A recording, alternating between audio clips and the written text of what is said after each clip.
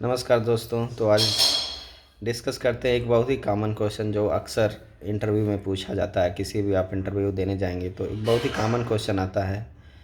पूछते हैं कि what is oops concept. So basically oops concept में अगर उप्स कॉन्सेप्ट की बात किया जाए तो इसमें चार चीज़ें आती हैं। एक तो होता है अब्स्ट्रैक्शन, दूसरा होता है इनकैप्सुलेशन, तीसरा होता है पॉलीमॉर्फिज्म और चौथा होता है इनहेरिटेंस। तो अगर बात करें अब्स्ट्रैक्शन की तो दोस्तों इसमें ये होता है कि जैसे हम क्या करते हैं कि किसी भी चीज़ को बस जो इसेंशियल चीज़ें होती हैं बस वही शो करते हैं।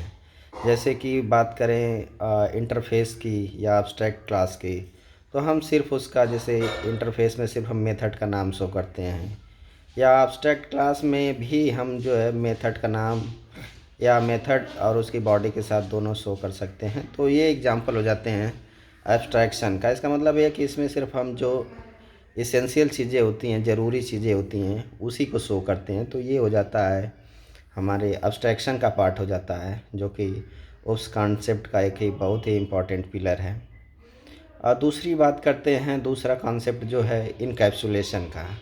तो इनकैप्सुलेशन एक ऐसी चीज़ जैसे कि अगर रियल टाइम एग्जांपल की बात करें तो जैसे कैप्सूल होता है, उस कैप्सूल के अंदर बहुत सारी मेडिसिन्स हो सकती हैं।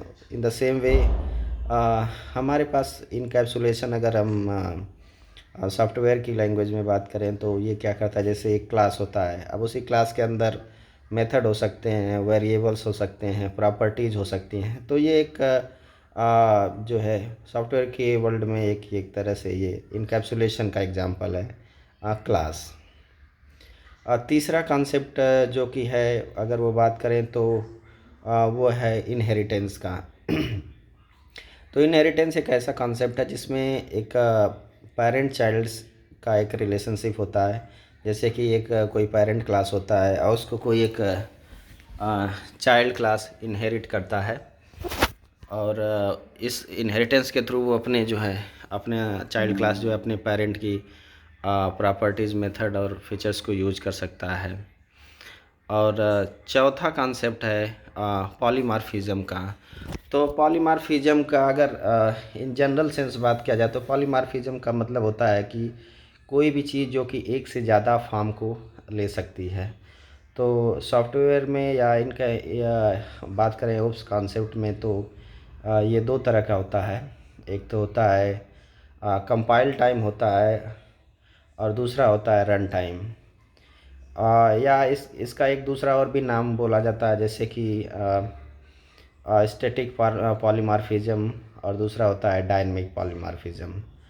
तो अगर स्टैटिक पॉलीमॉर्फिज्म की अगर बात करें तो या हम कहें कि स्टैटिक या ये कहें कि कंपाइल टाइम पॉलीमॉर्फिज्म की, तो इसमें क्या होता है कि जैसे ये एक ही क्लास के अंदर जैसे हमने दो मेथड लिख दिया और दोनों का नाम सेम है, बट वो क्या करते हैं कि किसी मतलब उनके नंबर ऑफ़ पैरामीटर्स या उनके टाइप्स में डिफ़र करते हैं, या बेसिकली कहें कि उनकी सिग्नेचर डिफरेंट होती है। तो वो एक एग्जांपल हो जाता है कंपाइल टाइम पॉलीमॉर्फिज्म का। और इसका एक और नाम है जो कि जिसको बोलते हैं मेथड ओवरलोडिंग। तो मेथड लोडिंग में बेसिकली दो मेथड, ये दो या दो से ज़्यादा मेथड हो सकते हैं जिनके नाम तो सेम होते हैं बट उनकी सिग्नेचर डिफरेंट होती है।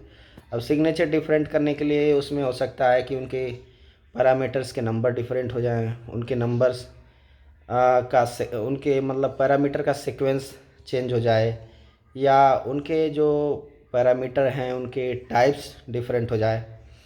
तो ये हो जाता है कंपाइल टाइम पॉलीमॉर्फिज्म।